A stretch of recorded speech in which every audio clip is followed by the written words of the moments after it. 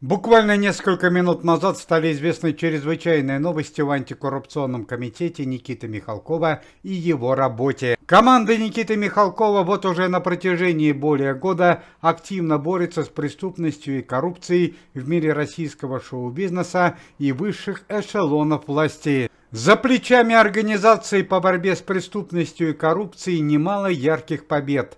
Это и постоянная помощь пенсионерам, участникам спецопераций и их семьям, многодетным и малоимущим семьям. Помимо этого, команда Никиты Михалкова постоянно требует повышения зарплат и пенсий для российского населения и перечисляет для этих целей финансовые средства. Однако путь к полной победе антикоррупционного комитета тернист и очень непрост. До сих пор еще многие враги и недоброжелатели антикоррупционного комитета поднимают свои головы и пытаются навредить команде Никиты Михалкова. Однако, по словам руководства антикоррупционного комитета в лице Никиты Михалкова, товарища Бастрыкина и министра обороны Российской Федерации Андрея Белоусова, победа уже близка. И сегодня утром заслуженное наказание понес один из главных врагов и недоброжелателей антикоррупционного комитета,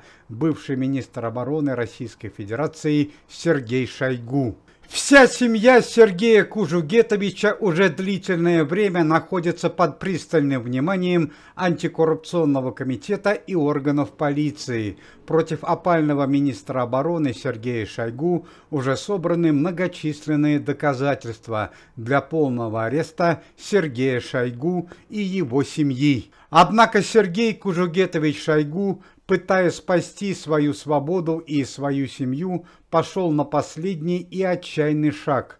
Он воспользовался правом последнего голоса.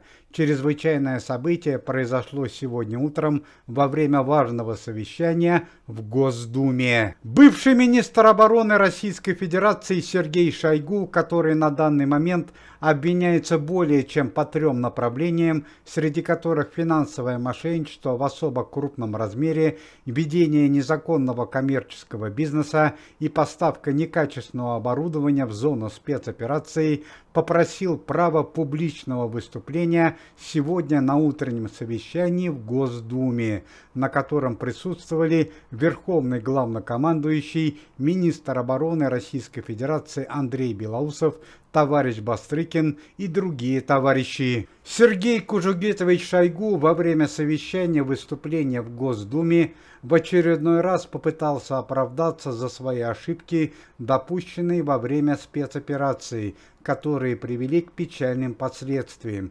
Также Сергей Шойгу заявил, что у него есть колоссальный опыт руководящей работой.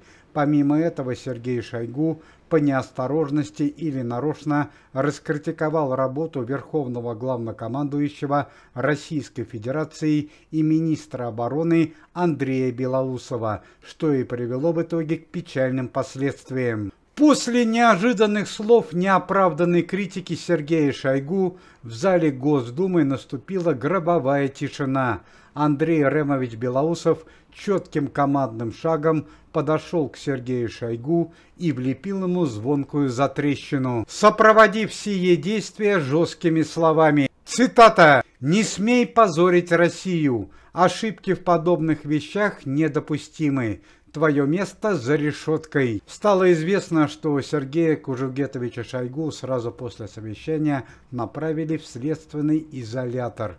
Уже не во временную камеру, а на постоянное пребывание.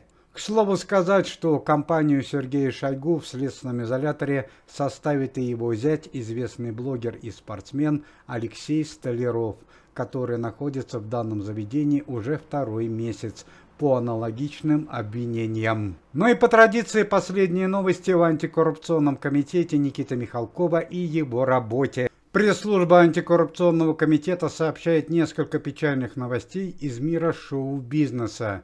19-летняя дочь члена антикоррупционного комитета и известного артиста Михаила Пореченкова попала в дорожно-транспортное происшествие. На данный момент она находится в реанимации. Несколько дней назад ушел из жизни известный композитор и музыкальный руководитель Московского театра Ленком Марка Захарова Сергей Рудницкий. Сергей Рудницкий скончался в возрасте 70 лет в результате сердечной недостаточности. Бывший заместитель министра обороны Российской Федерации Тимур Иванов, который на данный момент находится в следственном изоляторе по причине тяжких правонарушений, попросил право домашнего ареста в связи с тем, что он имеет высокие государственные награды.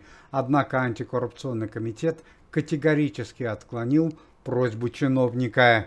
Жители города Воронеж устроили митинг в связи с неожиданным закрытием местного филиала антикоррупционного комитета властями города. К месту происшествия уже выехали члены организации Никита Михалкова, товарищи актеры Константин Хабенский, Евгений Сидихин и Алексей Кравченко. Сегодня сотрудники антикоррупционного комитета поздравляют с днем рождения своего товарища, известного советского и российского актера Василия Ливанова. Василию Борисовичу Ливанову исполняется 89 лет. Уважаемые зрители, если вы желаете выздоровления членам комитета и поддерживаете их деятельность, то можете поставить лайк под видео и написать поддерживающий комментарий.